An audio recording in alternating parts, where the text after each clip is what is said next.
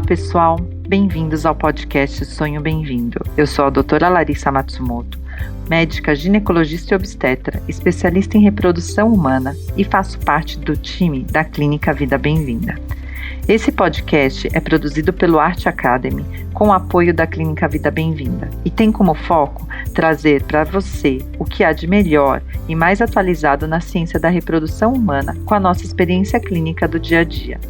Acreditamos muito na força da boa informação e o nosso objetivo é ajudar a atingir o sonho de ter um filho, através de conteúdo de alta qualidade, reunidos por quem trabalha com infertilidade.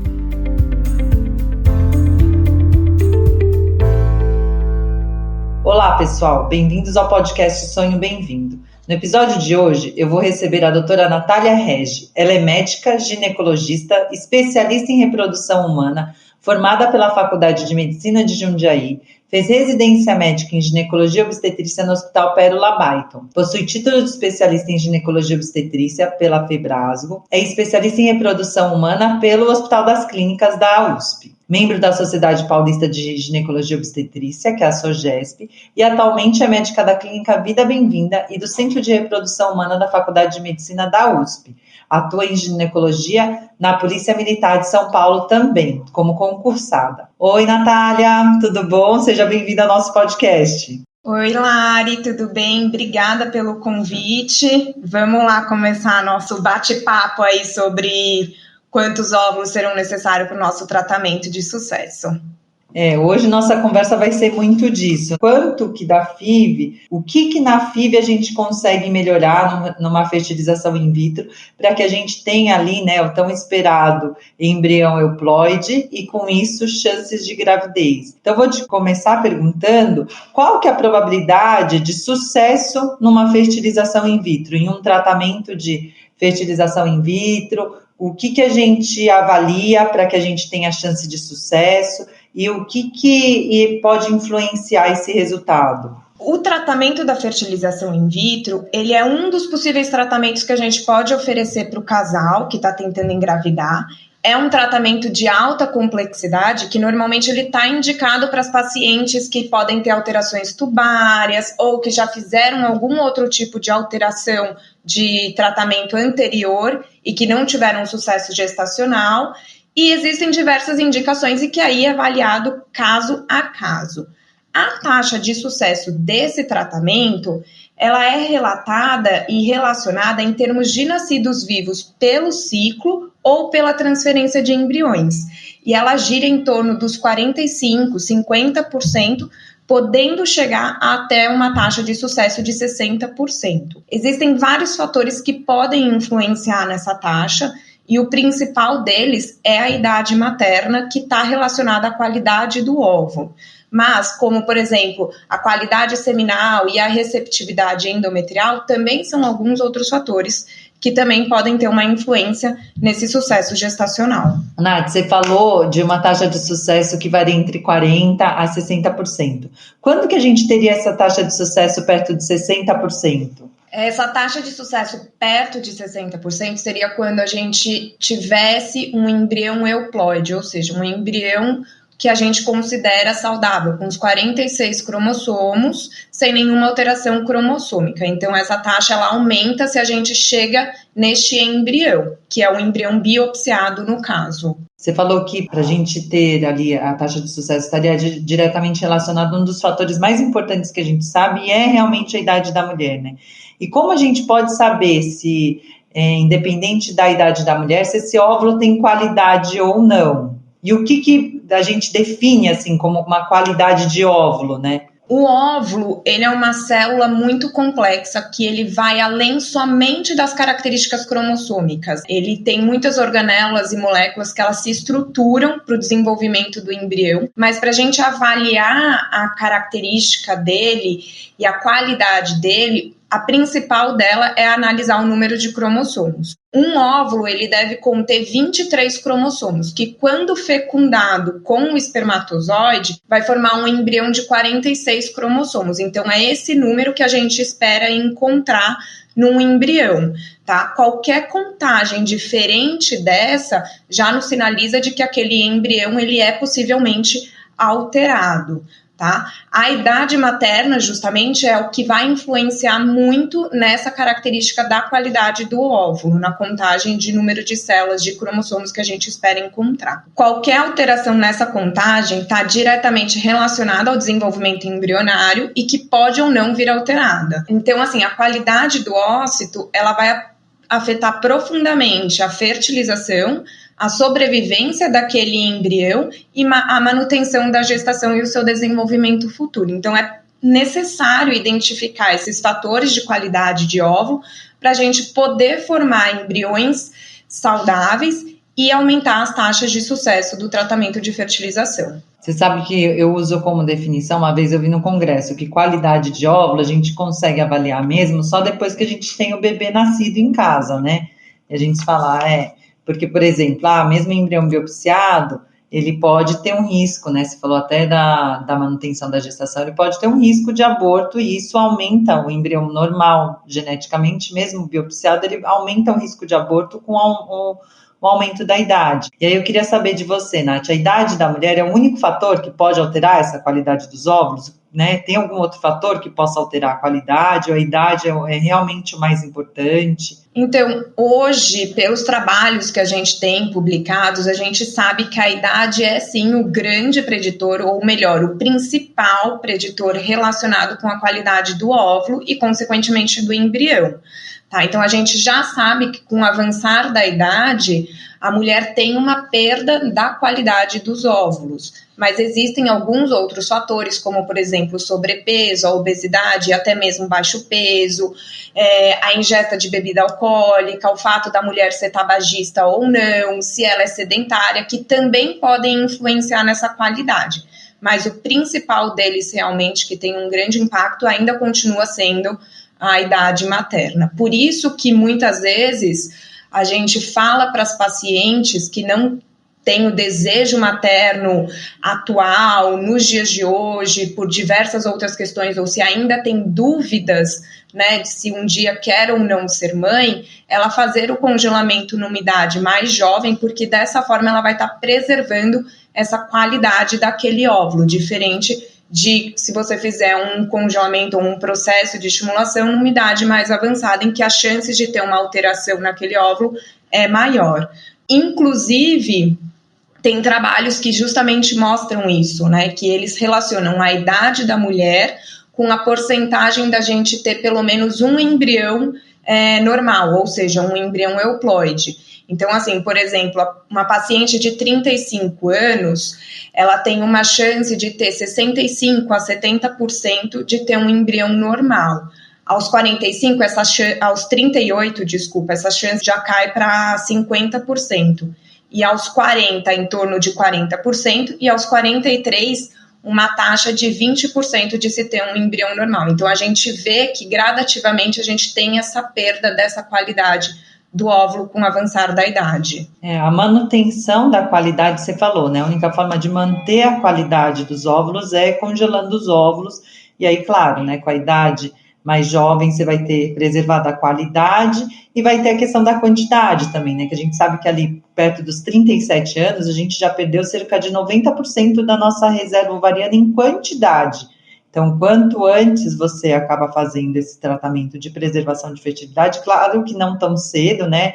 Vai congelar os óvulos com 20, 22 anos, mas ali perto dos 32, 35 anos, já começar a avaliar essa reserva para tentar, se caso não tiver um desejo de maternidade ali naquele tempo, tentar manter a qualidade desses óvulos. Tem alguma coisa que quando a gente vai para a fertilização in vitro, por exemplo, para uma mulher ali perto de 38 anos, que a gente possa tentar fazer para melhorar a qualidade dos óvulos? Tem alguma coisa que melhore a qualidade dos óvulos, Nath?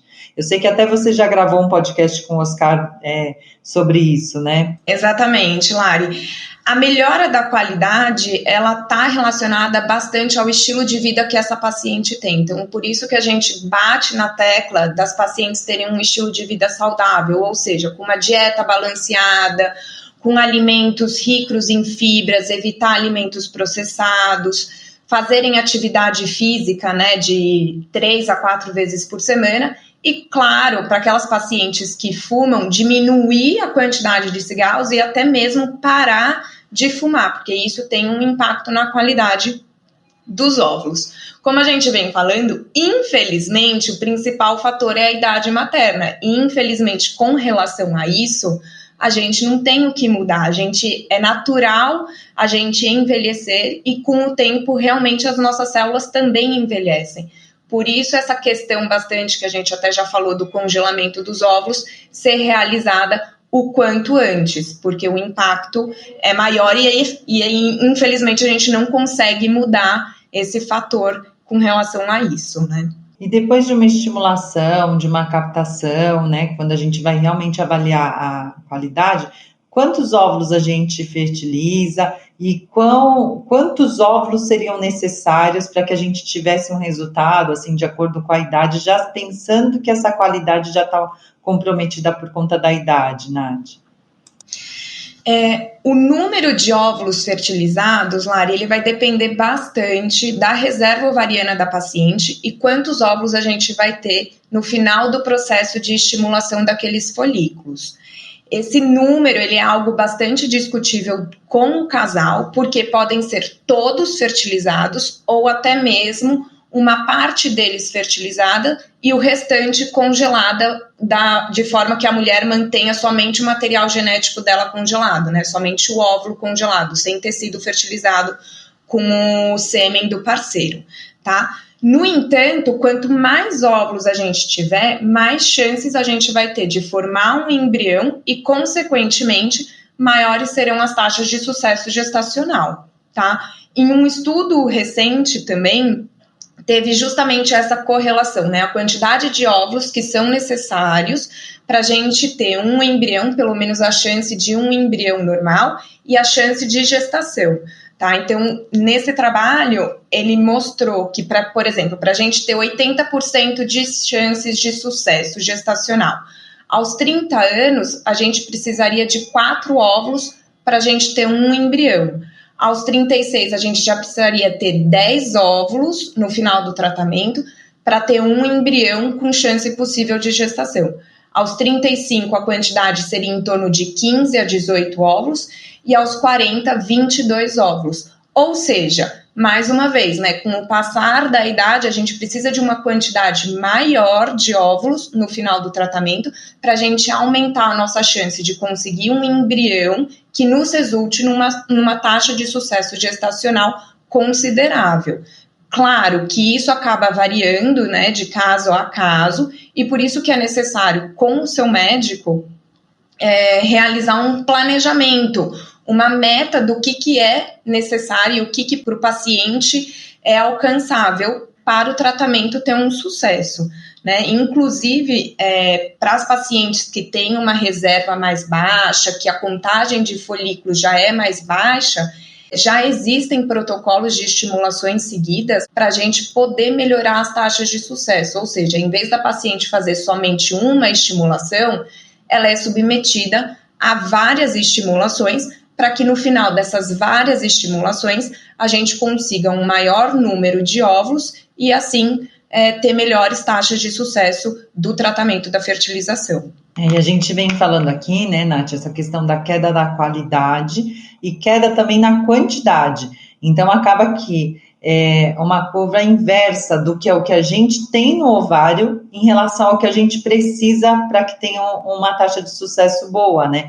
Então, quando a gente vê, com 37 anos a gente já perdeu 90% da reserva ovariana e tem uma chance ali que os óvulos formem 55% dos embriões normais, com 38, 50% dos embriões normais geneticamente, a gente vai precisar de um número de óvulos maior. Mas com essa mulher com 38 anos, ela já vai ter ali a queda da quantidade também desses óvulos ali na reserva ovariana dela, né? Então, por isso que é importante mesmo a gente pensar, e eu gostei muito do que você fala desse planejamento e de meta, de que quantos óvulos a gente consegue ter no estímulo e qual o número que a gente realmente precisaria, né? Desses números que você citou ali, de que com 40 anos talvez a gente precise de 22 óvulos para que tenha um embrião geneticamente normal ali, né?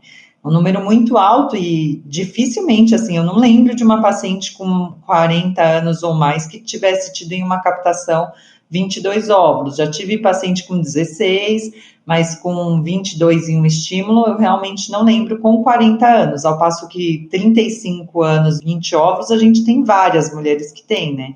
Então, por isso que também com o passar da idade, a gente vem a precisar, né, de maior número de estímulos, e a única forma de prevenir isso mesmo seria congelar os óvulos ali com 35 anos, talvez uma estimulação só fosse necessária.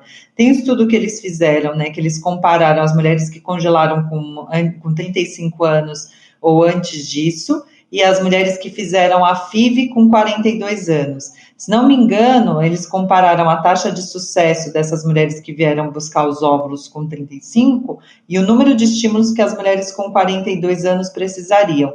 E aí eram 6 estímulos para que a mulher conseguisse a mesma taxa de sucesso que uma mulher com 35 anos com óvulos congelados. Então, exatamente isso, a queda da qualidade, a queda da quantidade, a gente vai precisar de maior número de estimulações. A gente na clínica até entendeu isso, até esse ano a gente vai partir para um protocolo ali de 3 FIVs, né, 3 estimulações com incentivo financeiro para que essas mulheres tenham condições ali, né, de ter um maior número de óvulos que realmente proporcione chances reais de gravidez num tratamento de fertilização in vitro. Exatamente, Lai. A questão do planejamento é importante porque traz a paciente para o alvo dela e ela consegue lidar também bastante com as questões emocionais, porque já é um tratamento que gera bastante ansiedade, angústia. Então, trabalhar sobre metas e sobre das e entender qual que é a situação dela no contexto geral também já ajuda no processo como um todo. E esse processo aí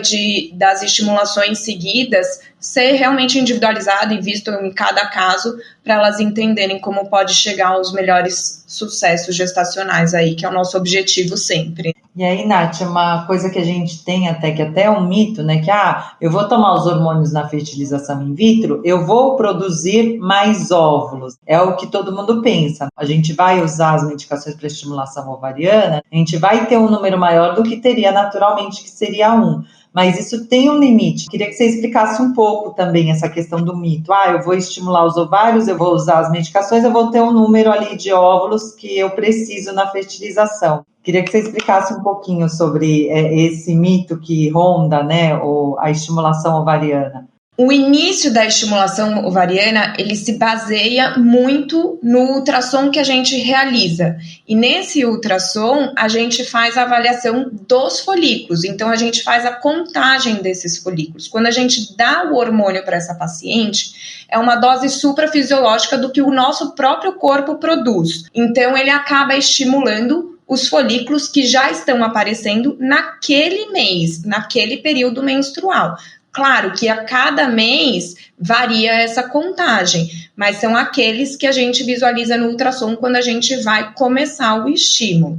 Eventualmente, o que a gente acaba vendo é que no final da estimulação, às vezes podem aparecer alguns outros folículos menores que vão aparecendo, porque a gente já sabe que o ovário tem várias ondas foliculares. Mas esses que apareceram no final da estimulação não são folículos que chegaram no final do processo capazes de nos dar um óvulo, né? Eles não atingiram o tamanho ideal para a gente aspirar e para a gente ter um óvulo e levar para o laboratório para poder fertilizar, tá? Então, por isso que às vezes no final da estimulação a gente pode ter uma contagem diferente da que a gente teve inicialmente e, além disso, também os folículos que cresceram e que chegaram, né, num estágio, num tamanho ideal para a gente avaliar, também muitas vezes, às vezes não contém óvulos, né? Então, é muito difícil ter essa relação direta, né, de quantidade de folículos com quantidade de óvulos. A gente realmente espera no final do procedimento que a gente tenha realmente isso, mas pode eventualmente, às vezes, de um folículo que a gente estimulou, ele cresceu e não ter um óvulo no final do tratamento também. Mas, em média, normalmente a gente sempre mantém uma média lá da quantidade de folículos e de óvulos que a gente espera. A gente vai mostrando para a paciente, né, conforme a gente vai fazendo o estímulo, o que a gente espera encontrar mais ou menos. E é isso. A estimulação, ela não gera um número infinito de óvulos. Ela estimula, sim, claro, mensalmente teria um, mas o grande limitante é essa contagem de folículos antrais, o antimileriano, né, que é essa reserva essa reserva ovariana que a gente acaba vendo e avaliando para cada paciente. Por isso que esse planejamento é realmente muito importante. E aí, quando a gente pensa em qualidade dos óvulos, né, porque a gente está falando de quantidade e qualidade, que são os dois fatores que implicam, assim, são os dois principais fatores que implicam nesse resultado da fertilização in vitro, né, em ter ali o embrião euploide e a chance de gravidez. Tem algum exame que a gente consiga detectar a qualidade do óvulo antes do nascimento, né? Porque eu falei que aqui a gente vê, a gente acaba sabendo a qualidade do óvulo realmente quando o bebê nasce. Mas antes disso, tem algum exame que a gente consegue fazer, Nath, para detectar qualidade do óvulo? Com relação à qualidade, a alteração morfológica do óvulo é difícil da gente avaliar as células, organelas e as moléculas. Então, a gente acaba avaliando essa qualidade ocitária através da avaliação cromossômica desse óvulo. E, na verdade, essa avaliação cromossômica ela já é feita no embrião, ou seja, depois que houve a fecundação daquele óvulo com o espermatozoide e a gente teve a formação daquele embrião. Neste embrião, o exame que pode ser realizado é o PGTA, que é o quê? É uma biópsia em que vai ser realizada uma amostra, tirada uma amostra de 5 células desse embrião.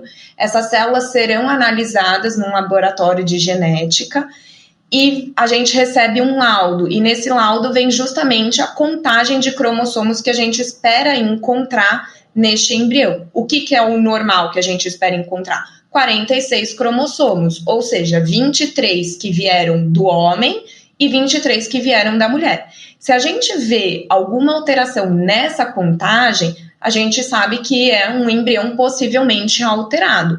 Mas aí existem várias classificações e que até nem vem ao caso e que a gente acaba discutindo com a paciente o que vem de resultado do laboratório da genética para a gente. Então, esse é o exame que a gente pode utilizar para avaliar o embrião já. Você sabe, Nath, que eu tenho pacientes que perguntam com muita frequência, né? Que normalmente a gente acaba pedindo cariótipo. Mesmo com cariótipo normal, essas mulheres podem resultar, né? Esses óvulos, esses embriões formados, eles podem resultar em embriões alterados geneticamente. Ter o cariótipo normal tem algum significado ali, né? Nesse resultado do PGTA, né, da biópsia dos embriões? O cariótipo, ele é um exame que a gente faz quando a gente faz a parte da investigação da infertilidade e que já nos sinalizaria até justamente para a gente indicar mais precisamente a biópsia do embrião ou não. Claro, pacientes jovens com um cariótipo normal, sem outros fatores, né, que não tiveram falhas de implantação prévia, a gente tende a não indicar o teste, né, da biópsia do embrião. Agora, pacientes ou casais que a gente sabidamente tem alterações no cariótipo, a gente já investiga e vê se isso tem correlação a transmissões genéticas, porque a gente sabe que às vezes algumas possíveis alterações a gente pode ter essa transmissão. Então aí a gente já indica mais precisamente essas biópsias do embrião para ver se a gente identifica possíveis alterações e até mesmo a mesma alteração que às vezes um pai ou a mãe poderiam ter, ou alguma outra alteração que aí pudesse ser mais incompatível aí, por exemplo, até mesmo com a vida. E ter o cariótipo normal não tem correlação com a taxa de alteração pela idade, né? Então, assim, o que eu quero dizer com isso é que muitas mulheres a gente acaba fazendo o cariótipo ali logo na investigação, elas têm o cariótipo normal, tanto a esposa quanto o marido tem o cariótipo normal, mas mesmo assim, pela idade, a chance de formar um embrião alterado, isso acontece independente de ter o cariótipo normal, né? A gente acaba vendo muito essa dúvida, mas por que meus embriões são alterados, né? Estou com 40 anos, mandei 4 embriões para biópsia, os 4 vieram alterados. Por que meus embriões vieram alterados se eu tenho o cariótipo normal? Então, isso não acontece por conta do início ali, né, da formação dos óvulos ali no ovário. Isso acontece por conta de um erro após o processo de amadurecimento desse óvulo, que vai acontecer um pouco antes da fertilização só. E aí, com a idade, a gente acaba perdendo essa capacidade, né, de dividir um par, né, um dos pares para o óvulo e um dos pares descartar. E aí, mesmo com cariótipo normal, por conta do envelhecimento do óvulo e dessa perda da capacidade de dividir igual, né, os pares de cromossomos, que eles acabam aumentando a chance de formar esses embriões alterados, que é a forma como a gente realmente classifica ali a qualidade real de um óvulo, né, o potencial de um óvulo de gerar um embrião que vai ter chances maiores ou menores de resultar em gestação, de resultar em aborto. Porque os embriões alterados geneticamente,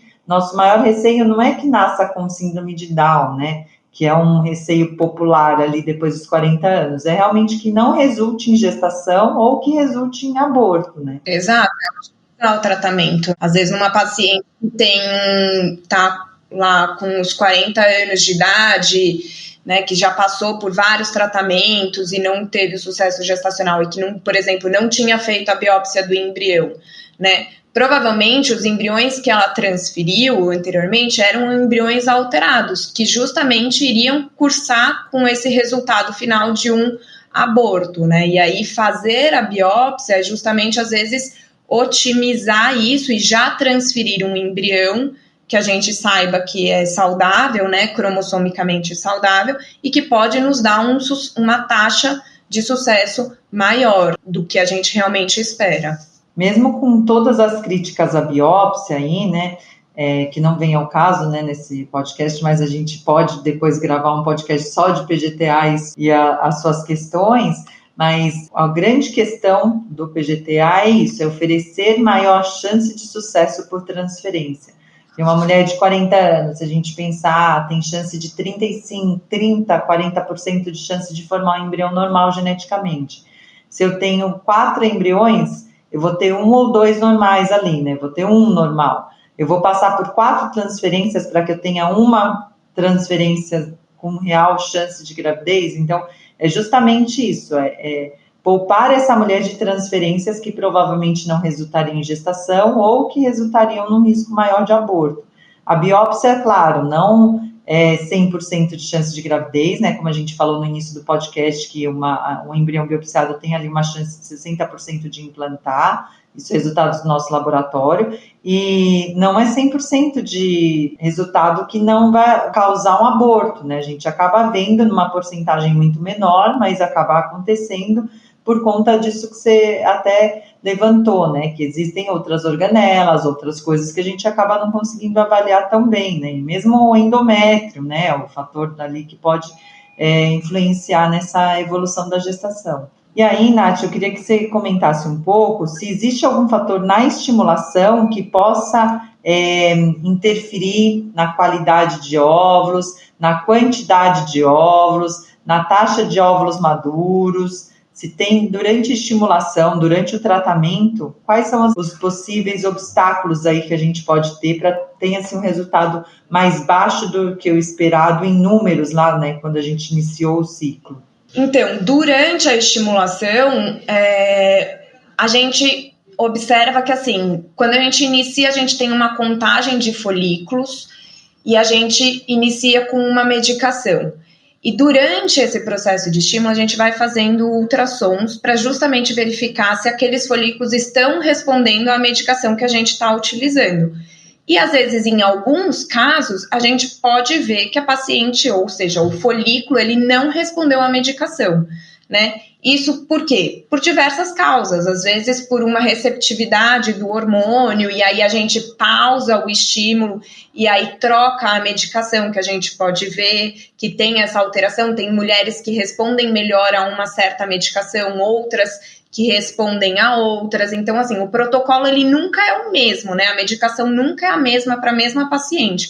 O que pode funcionar, às vezes, por exemplo, para mim, não necessariamente vai funcionar também, por exemplo, para você, né, Lari? Por quê?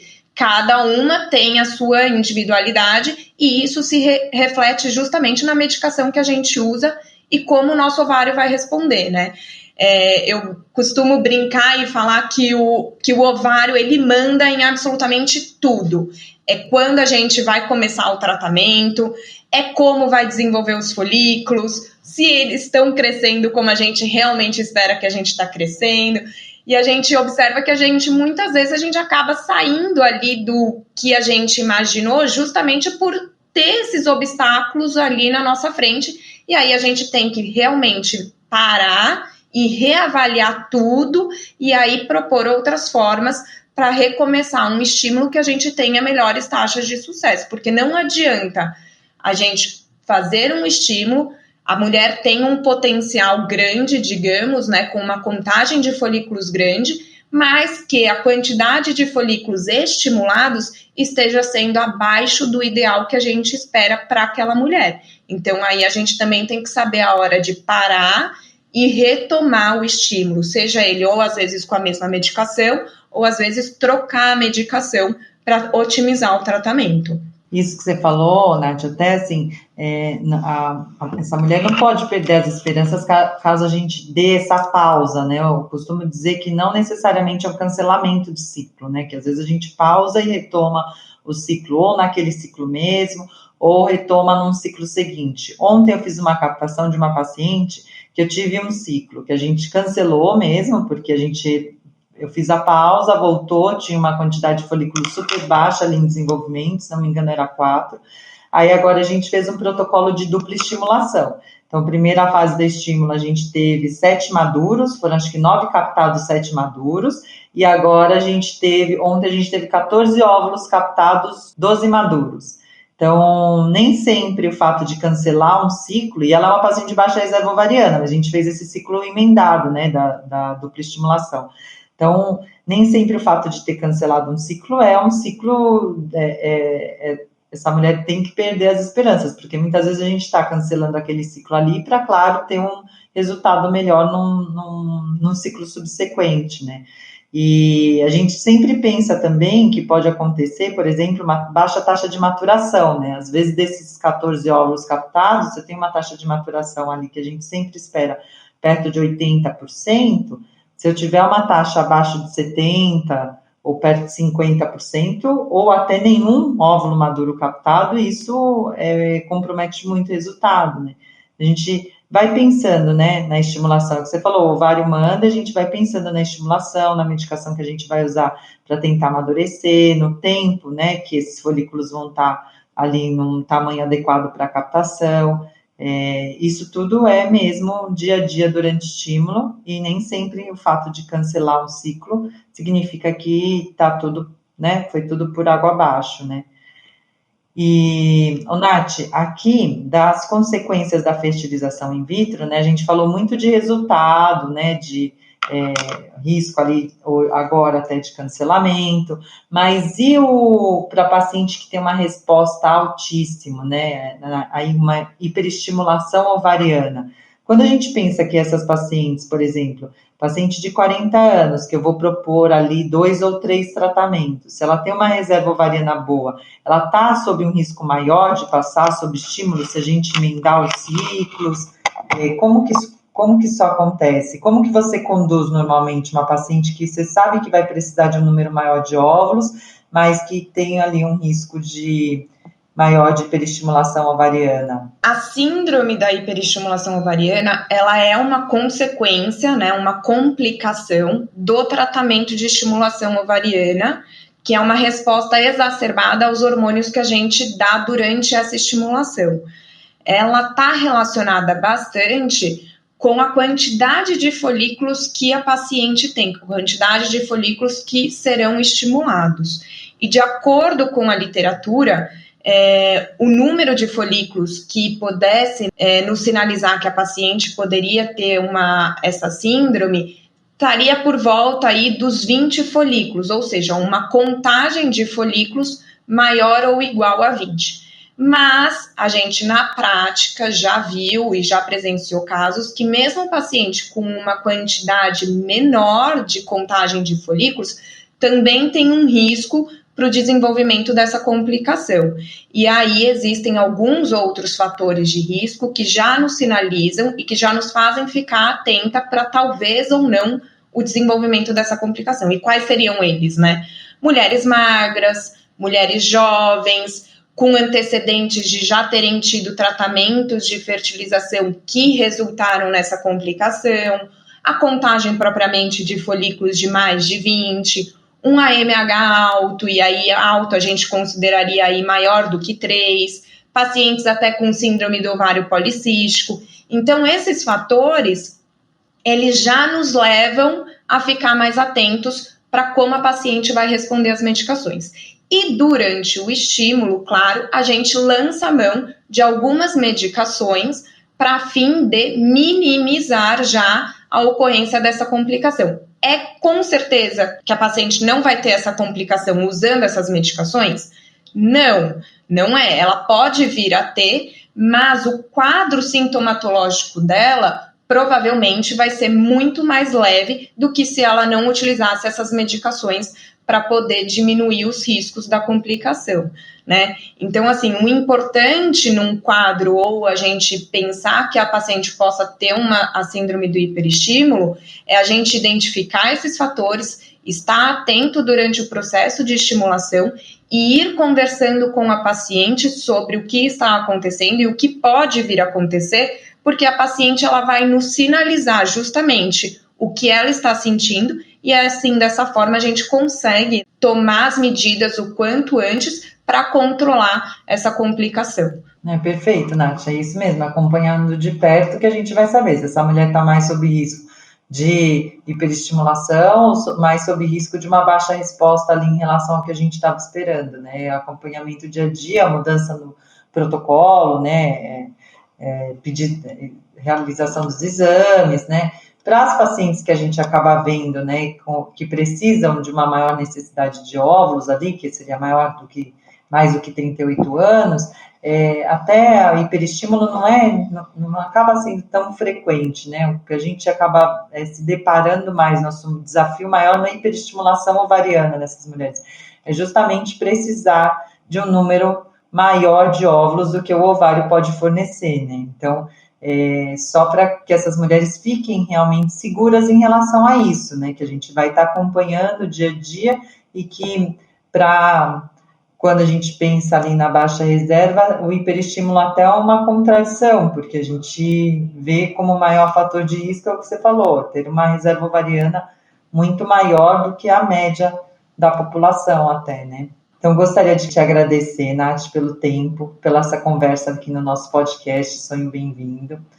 Foi muito bom poder conversar com você e que você trouxesse essas informações para a gente e para esclarecer e auxiliar nossas pacientes, porque muitas vezes quando a gente já fala fertilização in vitro, isso já pode ter um impacto ali para essas pacientes, e quando a gente fala de mais de uma estimulação, na verdade, quando a gente está pensando, né, no tratamento para ela, olha, seu tratamento é fertilização in vitro, muitas vezes já engloba ter mais de uma captação, ter mais de uma estimulação, para que essa paciente tenha um tratamento adequado ali para o caso dela, né? Queria te agradecer muito, Nath. Obrigada, Mari, eu que agradeço, foi ótima a nossa conversa, espero que as pessoas gostem de escutar o que a gente conversou. Claro, qualquer dúvida, sempre a gente tá na clínica, né? Elas podem entrar em contato, podem marcar a consulta e a gente sanar qualquer dúvida a mais que tiver. Mas é isso. Obrigada, Lari. Obrigada a você, Nath. Queria deixar o convite para nos seguirem nas nossas redes sociais, Vida Bem-vinda, eu, @doutora Larissa Matsumoto. Deixa o seu aí, Nath. O meu é @doutora Natália Regi. No Instagram, e queria fazer outro convite para vocês escutarem o podcast da Natália e do Oscar sobre como melhorar a qualidade dos óvulos para o tratamento de fertilização in vitro. Quem tiver dúvida para achar esse podcast, o número dele é o número 40, se eu não me engano. Então aí é mais fácil até às vezes procurar pelo número do que pelo título do podcast. Então, vou encerrar por aqui. Muito obrigada, gente, a todos que escutaram. Qualquer dúvida, deixem. E qualquer dica também de próximos assuntos para o podcast, pode deixar na nossa página da Vida Bem-vinda, no direct, que teremos o maior prazer de realizar essa gravação no segundo momento. Obrigada, Nath. Obrigada por estar conosco nesse episódio do Sonho Bem-vindo. Além de poder escutar esse podcast nas principais plataformas de áudio, você também pode nos encontrar no Instagram, @arte.academy, com Y no final, e @Vida Bem-vinda. Se você gostou desse podcast, ficaremos muito felizes de ouvir sua opinião e os comentários em qualquer plataforma que esteja usando. Importante dizer, esse podcast tem caráter meramente informativo e educacional. Não deve ser utilizado para realizar autodiagnóstico ou automedicação. O conteúdo não é feito para substituir a consulta com um profissional de saúde. Em caso de dúvidas, consulte o seu médico. Somente ele está habilitado a praticar o ato médico conforme a recomendação do Conselho Federal de Medicina. Nenhuma relação médico-paciente é estabelecida aqui neste canal. E somos muito transparentes em relação aos conflitos de interesse e levamos isso a sério. Espero que tenha gostado e até a próxima.